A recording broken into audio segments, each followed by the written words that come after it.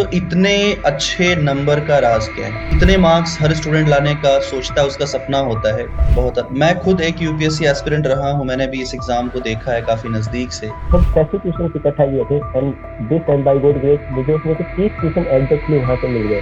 3-4 minute के मैंने उनमें थ्योरी भी नहीं पढ़ी, सिर्फ उन्हीं को रटा मैंने। नोट्स के बारे में आपकी क्या राय है? नोट्स किस तो तरीके सर से और एक्चुअली कितना आई जरूरी कैरिड है? Few notes. मैं सारे तो नहीं बट मैं कुछ नोट्स लेके बैठा हूँ अपने साथ अपने। अच्छा। जैसे अच्छा। कि मैं इस तरीके से मैप पे और डायग्राम बना के प्रैक्टिस करता था।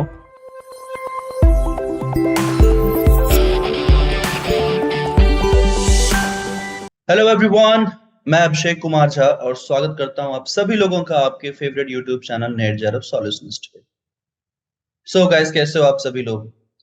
रिसेंटली आपको पता है कि जो जून का एग्जाम हुआ एनटीए यूजीसी नेट का, आप सभी लोग एग्जाम में अपीयर हुए और सभी लोगों ने एग्जाम्स को दिया। और रिजल्ट्स भी जब डिक्लेयर हुए तो काफी सारे स्टूडेंट का क्वालिफाई हुआ ये एग्जाम जेआरएफ के साथ। आज हमारे साथ टॉपर स्टॉक में अ, एक ऐसे ही एस्पिरेंट हैं, पंकज शर्मा, जिन्होंने जून 2023 का एग्जाम ज्योग्राफी सब्जेक्ट में जेआरएफ और नेट दोनों साथ क्वालिफाई किया है। बताना चाहूंगा मैं पंकज के बारे में कि उन्होंने इस एग्जाम में टोटल 300 मार्क्स होते हैं, जिसमें से 200 मार्क्स जो है सब्जेक्ट ज्योग्राफी के यानी कि ऑप्शनल के, और 100 मार्क्स जो है वो पेपर वन के लिए निर्धारित होते हैं। लेकिन पंकज ने इस एग्जाम के 300 मार्क्स में से 246 मार्क्स जो हैं वो सिक्योर किए हैं, यानी कि 246 नंबर उनके इस एग्जाम में आए हैं कुल मिलाकर के। और मुझे ऐसा लगता है कि पंकज का जो ये स्कोर है वो इंडिया के टॉप 10 रैंक में से एक है। कुल मिलाकर के इनका जो परसेंटेज बनता है जून 2023 ज्योग्राफी सब्जेक्ट में, वो लगभग 82% के अप्रोक्सीमेटली बनता है, जो कि एक ह्यूज परसेंट मैं कह सकता हूँ। ये परसेंट है, ध्यान रखिएगा, परसेंटाइल नहीं है। इस बार जो रिजल्ट डिक्लेयर हुआ है इसमें ज्योग्राफी सब्जेक्ट का रिजल्ट परसेंट में आया है, यानी कि प्रतिशत में। क्योंकि एग्जाम शिफ्ट में नहीं हुए, एक ही पेपर हुआ था एक ही शिफ्ट में, इसलिए। तो आइए जानने की कोशिश करते हैं पंकज से कि कैसे उन्होंने इस एग्जाम को क्वालिफाई किया और क्या स्ट्रेटजी थी उनकी, किस तरीके से उन्होंने अपनी कठिनाइयों को दूर किया, और बहुत सारी ऐसी बातें हम लोग शेयर करेंगे। Welcome Pankaj, and very congratulations, आपको बहुत सारी शुभकामनाएं। आपने इस एग्जाम को क्वालिफाई किया और ये एग्जाम अपने आप में बहुत प्रेस्टिजियस एग्जाम है इंडिया में। अभी आपको कैसा लग रहा है? Sir first of all thanks to you sorry thank you sir and thanks for this opportunity to meet you. और सर काफी अच्छा लग रहा है क्योंकि 3 दिन हुए रिजल्ट आए तो अभी तक काफी सारे कॉन्ग्रेचुलेशन भी मिली हैं, तो अच्छा लग रहा है? बहुत अच्छा बिल्कुल। लग रहा है सर।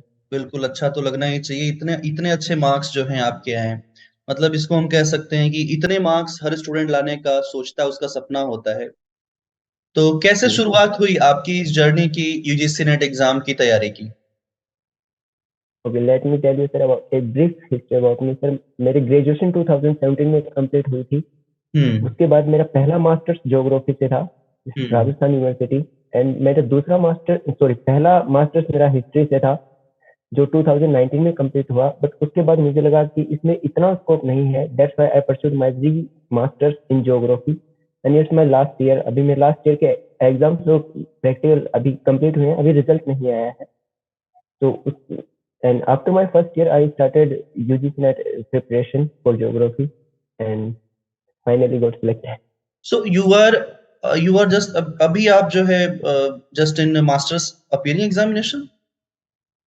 यस सर, अभी मेरे एग्जाम कंप्लीट हुए हैं, रिजल्ट आना बाकी है सर मास्टर्स का।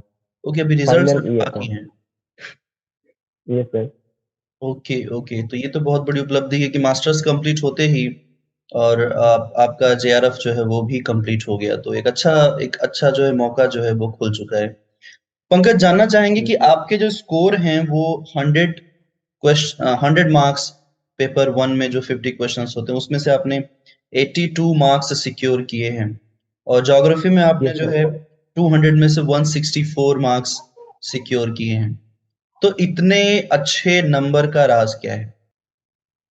सर एक्चुअली पहले मैं फर्स्ट पेपर की बात करता हूँ sir. Actually I am UPSC aspirant, मैंने 2 बार आईएएस प्रीलिम्स क्वालीफाई करके मेंस लगाया, but as we talk about plan B, so UPSC has a separate paper called CSAT.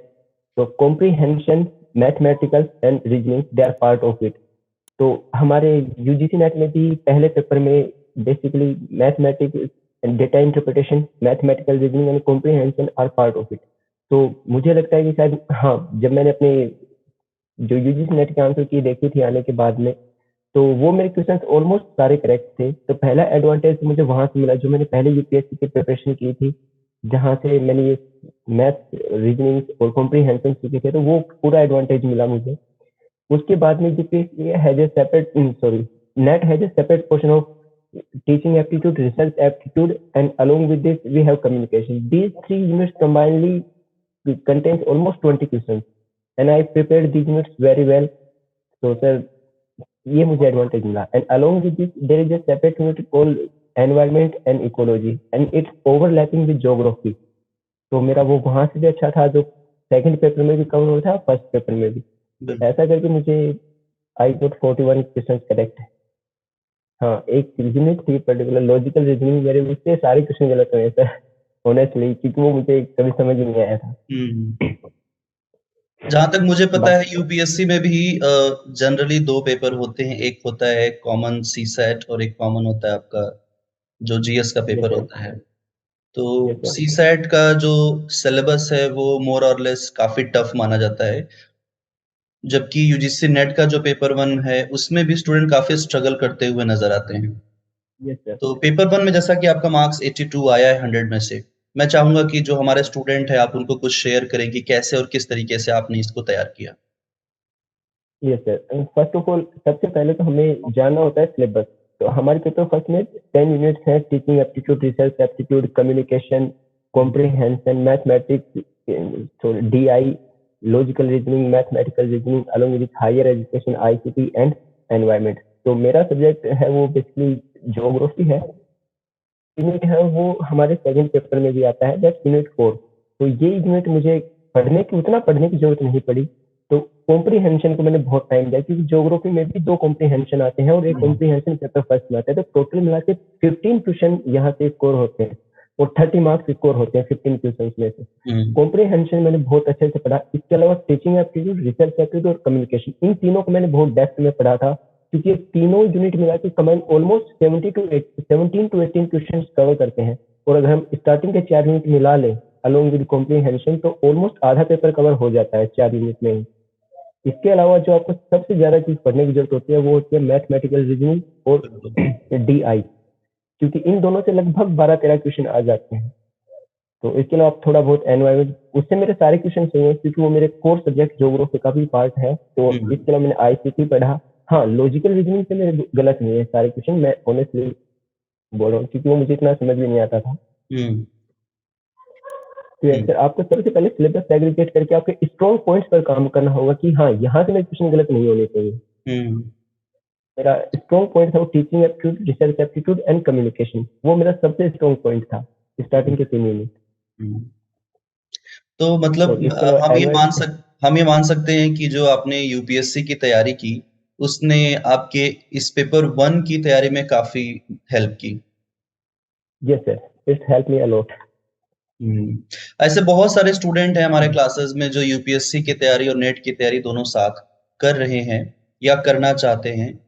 तो बहुत अच्छी बात है. देखिए, एक सब्जेक्ट ज्योग्राफी होने का फायदा क्या होता है कि अपना ज्योग्राफी तो कवर होता ही होता है, प्लस आपके पेपर 1 में भी कई सारे यूनिट्स हैं जिनको डायरेक्टली इनडायरेक्टली वो टारगेट करता है, जिनको डायरेक्टली कवर किया जा सकता है. हाँ, बहुत. मैं खुद एक यूपीएससी एस्पिरेंट रहा हूँ, मैंने भी इस एग्जाम को देखा है काफी नजदीक से.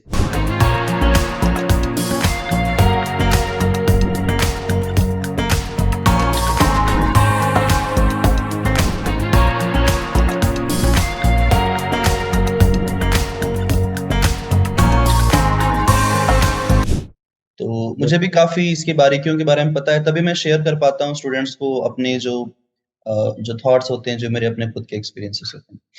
पंकज, बात करेंगे हम लोग इसमें पेपर 2 के बारे में. काफी लेंदी होता है, काफी ज्यादा इसका बड़ा सिलेबस है. तो चूंकि आपका ऑप्शनल भी ज्योग्राफी होगा आई थिंक यूपीएससी के लिए. यस सर, पहले अटेम्प्ट में मेरा ज्योग्राफी हिस्ट्री ऑप्शनल था, बट दूसरे अटेम्प्ट में मेरा ज्योग्राफी था। तो ऑप्शनल भी है दूसरे आपका यूपीएससी के लिए, और यहाँ पर आपका सब्जेक्ट यूजीसी नेट में भी ज्योग्राफी ही है।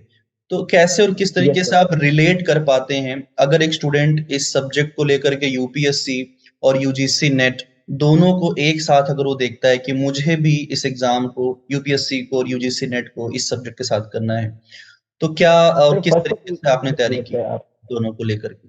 सर अगर आप एक यूपीएससी एस्पिरेंट है और आपका ज्योग्राफी ऑप्शनल है, तो आप you are already half in the race, hmm क्योंकि आपकी कॉन्सेप्चुअल क्लैरिटी पहले ही बन चुकी होती है। जो बाकी स्टूडेंट्स के लिए एक्चुअली ज्योग्राफी में हमें दो चीजें समझ में होती है, conceptual clarity and factual information. Yes तो अगर आप यूपीएससी ऑप्शनल आपका है, यूपीएससी में ज्योग्राफी ऑप्शनल है, तो आपकी कॉन्सेप्चुअल क्लैरिटी ऑलरेडी बिल्ड हो चुकी है, यू जस्ट हैव टू मक अप द फैक्ट। तो आप आधी रेस पहले ही जीत चुके हैं, आपको सिर्फ फैक्ट्स कवर करने हैं। बट दो students who have not geography optional, तो उनके लिए एक थोड़ा सा चैलेंज रहता है कि क्योंकि हमारे 10 यूनिट्स है, हर यूनिट का एक अलग अप्रोच है जिन्हें हमें फॉलो करना होता है, क्योंकि geography consist of more than 18 subject. तो ये अपने आप में बहुत बड़ी बात है कि हम 18 अलग अलग सब्जेक्ट के अप्रोच को लेकर पढ़ते हैं। तो एक हो सकता है किसी बिगिनर के स्टार्टिंग में थोड़ी प्रॉब्लम हो सकती है, एंड ऑब्वियस वो होगी भी। तो उन्हें अलग अलग फॉलो करना होता है। जैसे मैं अगर अपना एक्सपीरियंस शेयर करूं, मैंने सिलेबस को 3 पार्ट्स में रखा। हमारी 10 यूनिट्स है। First unit is geomorphology, second unit is climatology, third unit is oceanography, fourth is ecology and environment, and 10th unit is Indian geography. मैंने इन 5 यूनिट्स को एक साइड रखा। Remaining 5 units unit number 9 is our technical geography, वो एकदम अलग है। And remaining 4 units like economic development and economic activities, regional development, social economic, cultural geography and population settlement, geographical thoughts, ये 4 units को मैंने अलग रखा। सबसे पहले मैंने सिलेबस को सेग्रीगेट किया कि मुझे किस पोर्शन पे कितना ध्यान देना है। मेरा सबसे स्ट्रॉन्ग पोर्शन था वो स्टार्टिंग के 4 unit, geomorphology, climatology, oceanography and ecology, environment and Indian geography, क्योंकि ये मैं यूपीएससी में पहले भी बहुत बार कवर कर चुका था और यूपीएससी प्रीलिम्स में यही 5 यूनिट पूछे जाते हैं सबसे ज्यादा। तो सर मेरे लिए पोर्शन था कि, और इन्हीं पे मैंने सबसे ज्यादा ध्यान दिया कि भाई यहाँ से मेरे क्वेश्चन गलत नहीं होने चाहिए। ज्योग्राफिकल, अगर हम ज्योग्राफिकल टेक्निक की बात करें, practical geography unit number 9, sir ये मुझे बहुत हार्ड लगी। ऑनेस्टली मेरे जितने भी क्वेश्चन गलत हुए हैं, लगभग 9 से 10 क्वेश्चन आए थे, मेरे 2 से 3 ही सही होंगे, फ्रैंकली स्पीकिंग। बट एक और चैलेंजिंग पोर्शन है दैट, यस सर, बट एक मैंने नई स्ट्रेटेजी अडॉप्ट की। एक्चुअली मार्च 2023 में जो दिसंबर 2022 का एग्जाम हुआ था, वो मेरा क्वालिफाई नहीं हुआ था। It was, I got almost 97% आई, तो मेरा वो क्वालिफाई नहीं हुआ था सिर्फ इन्हीं 4 यूनिट्स की वजह से। तो मैंने इस बार एक अलग स्ट्रेटेजी अडॉप्ट की। मैं टेस्ट सीरीज करता था। मैं टेस्ट सीरीज में से जहाँ से भी ये 4 यूनिट्स होते हैं, इनके जो बेसिकली जो क्वेश्चन होते हैं, मैंने उनके नेचर को समझा।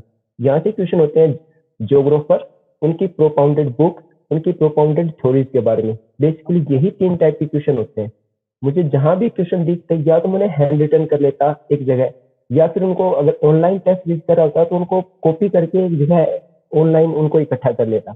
ऐसा करके मैंने लगभग 600 क्वेश्चन इकट्ठा किए थे, and this time by God grace मुझे उसमें से 30 क्वेश्चन एग्जैक्टली वहां से मिल गए इन 4 मिनट के। मैंने इनमें थ्योरी भी नहीं पढ़ी, सिर्फ उन्हीं को रटा मैंने, क्योंकि थ्योरी पढ़ते हुए बार बार भूल जाते हैं। तो एग्जाम का क्वेश्चन का नेचर और थ्योरी का नेचर एकदम अलग होता है। बिल्कुल बिल्कुल, काफी टफ हो जाता है। जैसे आप अगर यूपीएससी के लिए जा रहे हो तो वहां का लेवल ही पूरा अलग है। वहां पर तो आपसे मैप से भी काफी क्वेश्चंस पूछे जाते हैं, आपसे concept based, theory based questions पूछे जाते हैं, बट फैक्ट और ये बुक्स वगैरह तो कभी नहीं। थॉट का सेक्शन तो वहां पर मुझे लगता है बहुत ही नेग्लिजिबल आता है, या ना के बराबर समझ एकदम नेग्लिजिबल है, एक भी क्वेश्चन होता है कभी भी नहीं होता है। ज्योग्राफिकल तो थ्योरी। यहाँ पर चीजें काफी बदल जाती है। और दूसरी बात, जो प्रैक्टिकल ज्योग्राफी है वो भी वहां पर शायद क्वेश्चंस मेंस के लिए या प्रीलिम्स में ऐसा कुछ आता नहीं है। प्रैक्टिकल ज्योग्राफी, तो ये बड़ी डिफिकल्टी है। और आप मानो या ना मानो, लेकिन ये 2 यूनिट्स अपने सब्जेक्ट में बहुत बड़ा रोल प्ले करते हैं, ये 2 सब्जेक्ट्स।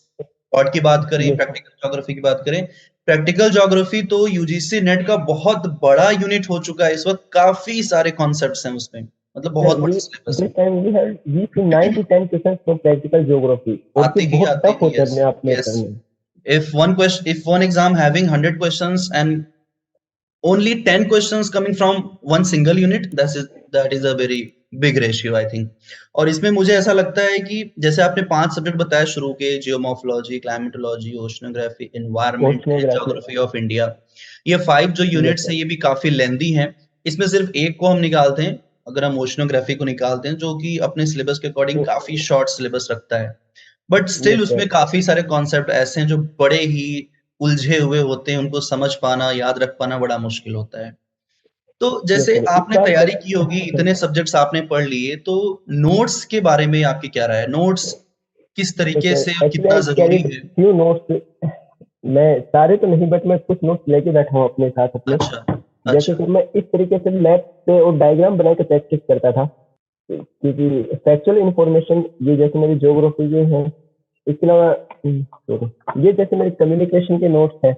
मैं अच्छा, एक पेज को 2 पार्ट्स में डिवाइड करके फिर उनको शॉर्ट नोट्स बना के प्रिपेयर करता था हमेशा, बिल्कुल, क्योंकि बिल्कुल। क्वेश्चन का नेचर एकदम अलग होता है और जो हम थ्योरी पढ़ते हैं उसका नेचर एकदम अलग होता है, क्योंकि हुँ, शॉर्टली रिवाइज करने के लिए मैं ऐसे ही करके बैठता था। और हुँ, सर एक चीज पे मैंने और ध्यान दिया था स्पेशली कि कौन से स्कोरिंग मार्क्स है, कहाँ से क्वेश्चन पूछे जा रहे हैं, क्योंकि मैं 23 में मार्च में मैं फेल हुआ था, ऑब्वियसली नहीं हुआ सिलेक्शन, तो फेल हुआ। तो एग्ज़ैक्टली। मैंने देखा कि भाई जून में दोबारा एग्जाम है, तो most probably same approach repeat किया जाएगा। एंड बाय गॉड ग्रेस वैसा ही हुआ कि सेम अप्रोच एनटीए ने फॉलो किया। तो सर एक मैंने जो इंडियन ज्योग्राफी में सबसे ज्यादा जिस पे ध्यान दिया वो था सोशियो इकोनॉमिक कास्ट सेंसस 2021, क्योंकि वहां से मार्च में भी एक ठीक ठाक पोर्शन था। और इस बार सिर्फ सोशियो इकोनॉमिक कास्ट सेंसस से 6 क्वेश्चन है, जो हाँ। अपने आप में बहुत बड़ी बात है कि हुँ, सिर्फ एक हुँ, ही पोर्शन से इतने क्वेश्चन आ जाए। तो हुँ, इसलिए हमें ये ढूंढना होता है कि कौन सी जगह से कितने क्वेश्चन पूछे जा रहे हैं, कहाँ से कितने क्वेश्चन आ सकते हैं। जब भी ट्रेडिशनली हम इंडियन ज्योग्राफी पढ़ते हैं तो हम इंडियन जियोमॉर्फोलॉजी को पढ़ के छोड़ देते हैं, Himalaya, peninsular India, rivers, lakes, passes, यही पढ़ के छोड़ देते हैं। बट एंटली अब अपना अप्रोच चेंज कर रहा है विद द टाइम, वो फैक्चुअल इंफॉर्मेशन की तरफ ज्यादा बढ़ रहा है, like economic geography of India and demography of India. तो इस हुँ। बार 6 क्वेश्चन आए हैं इंडियन डेमोग्राफी पे, जो मेरे 6 के 6 करेक्ट हैं।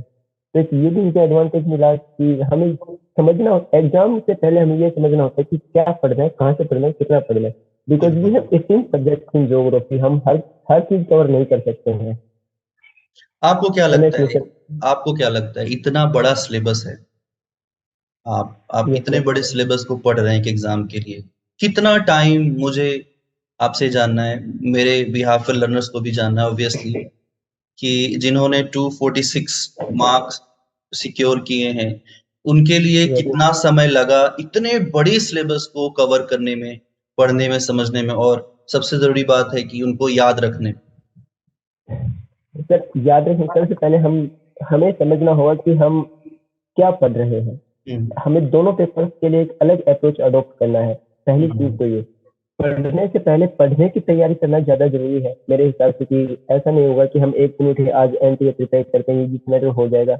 वी नीड एक क्लियर कट स्ट्रेटेजी, क्या पढ़ना है, कितना पढ़ना है, एंड हुँ, मोस्ट इम्पोर्टेंट कहाँ से पढ़ना है। बिल्कुल। ये तीनों चीजें सबसे ज्यादा जरूरी होती हैं एक एस्पिरेंट के लिए। मैंने भी यही किया, मैंने स्टार्टिंग के एक वीक में कुछ नहीं पढ़ा, सिर्फ अपनी प्लानिंग की, प्रीवियस ईयर क्वेश्चन पेपर्स देखे, कुछ टेस्ट सीरीज देखे, स्टैंडर्ड टेस्ट सीरीज, कि भाई हाँ यहाँ से क्वेश्चन आ रहे हैं। उसके बाद मैंने अपनी प्रिपरेशन स्टार्ट की थी इससे। तो पहले पेपर में हमें सभी, कुछ बुक्स का मैं नाम नहीं लूंगा सर, कि वही बुक्स फॉलो करते हैं। ऑनेस्टली यकीन होने वहां से क्वेश्चन नहीं आते, पूरी बुक से अगर 5 क्वेश्चन आ रहे हैं तो वो उस बुक का सक्सेस रेशियो नहीं है, वो 5 क्वेश्चन कहीं से भी मिल जाते हैं। हुँ, आपको कोचिंग करनी ही होती है फर्स्ट पेपर के लिए। सेकंड हुँ, पेपर अगर मैंने ऑप्शनल के लिए नहीं पढ़ा होता तो शायद मैं भी कोचिंग लेता, और वो हुँ, अपने आप में कोचिंग ही थी।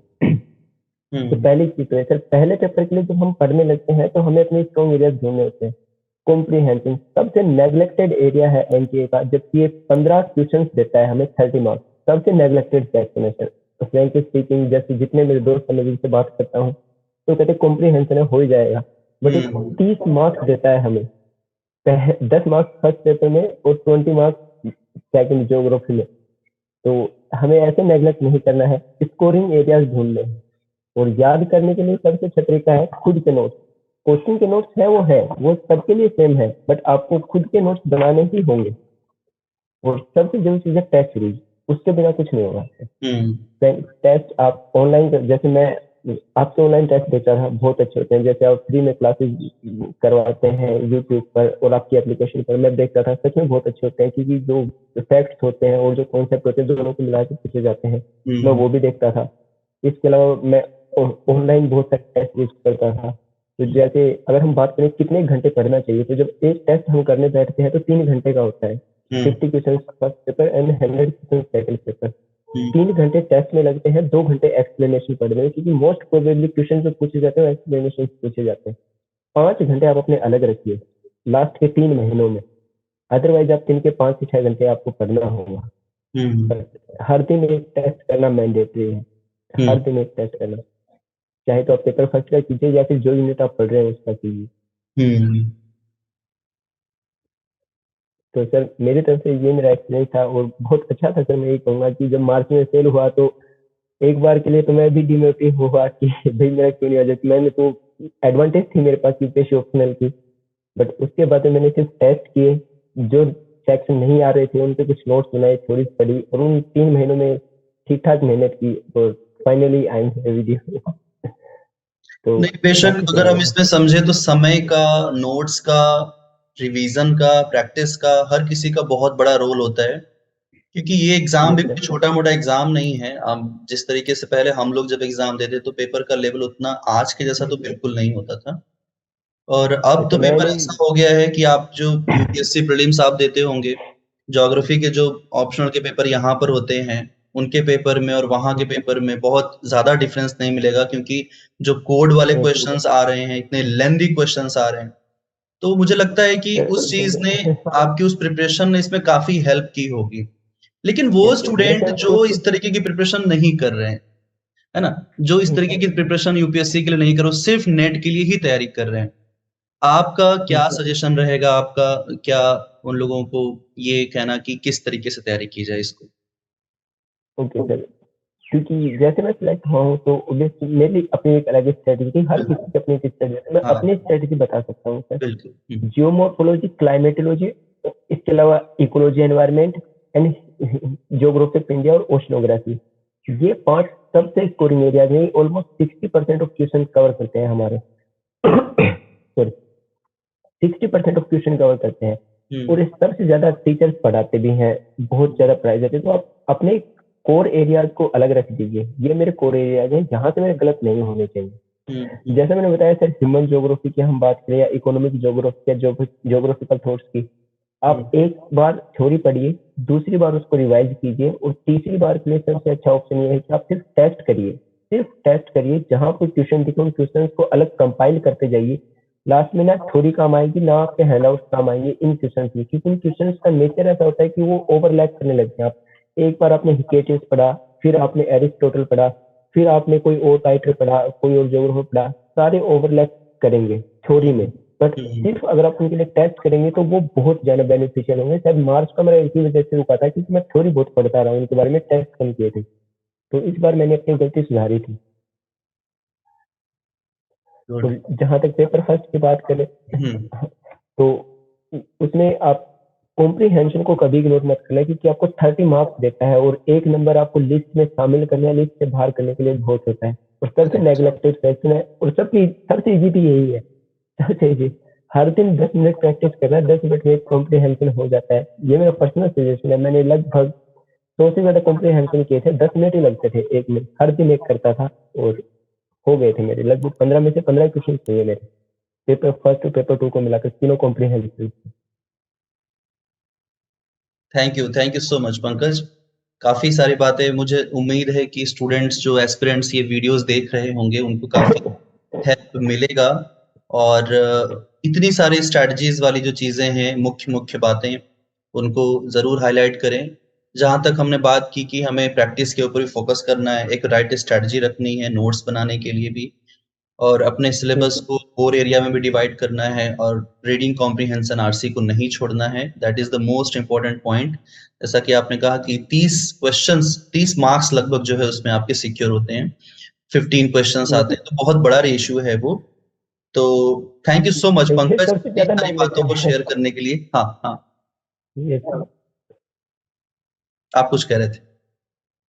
नहीं सर, मैं तो बस यही कह रही हूँ, सबसे नेग्लेक्टेड सेक्शन है, क्योंकि हम मान के चलते हैं कि बचपन से करते आ रहे हैं, भाई हो ही जाएगा, यहाँ से आंसर मिल ही जाएगा, नहीं मिलता है वहां पे। बिल्कुल बिल्कुल।